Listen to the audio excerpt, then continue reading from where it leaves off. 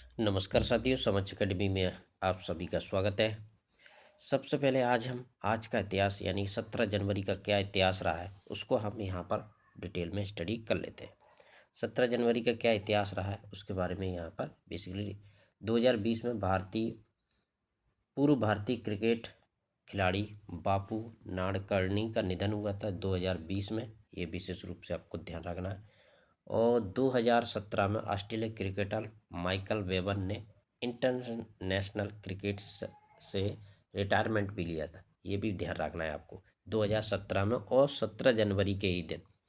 और तीसरी हेडलाइन क्या है, 1979 में सोवियत संघ यानी कि यूएसएसआर ने परमाणु परीक्षण इसी दिन किया था। ये भी ध्यान रखना है।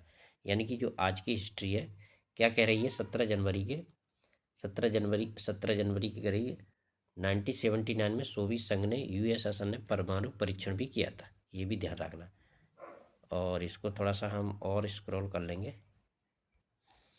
और 1946 में संयुक्त राष्ट्र सुरक्षा परिषद यूएनएससी की पहली बैठक भी हुई थी। कब हुई थी? ये हुई थी 17 जनवरी को। ये भी विशेष रूप से आपको ध्यान रखना है। और 1943 को दूसरे विश्व युद्ध के दौरान ब्रिस्टन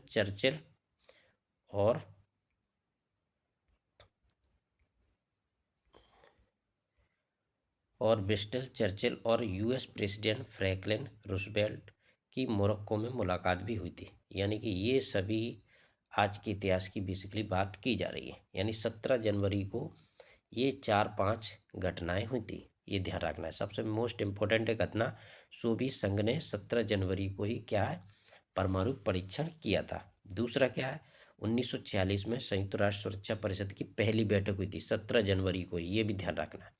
और इसी तरह की जानकारी प्राप्त करने के लिए समझ अकेडमी को लाइक करें, शेयर करें।